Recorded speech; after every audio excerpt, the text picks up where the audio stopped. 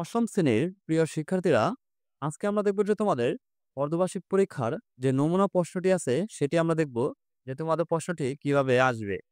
তোমাদের প্রশ্নে প্রথমে থাকবে যে এমসিকিউ।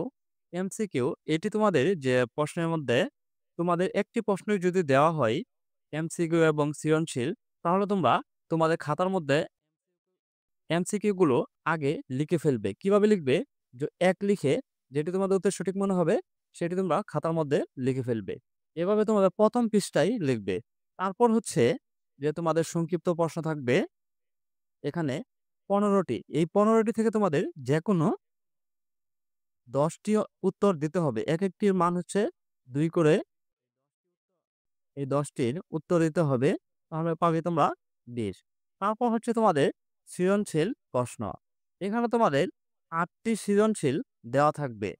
এখানে তোমাদের ৮ টি সৃজনশীল দেওয়া থাকবে। তোমাদের যেকোনো ৫ টি সৃজনশীল দেওয়া লাগবে। এখন দেখো ক নিফাক কি?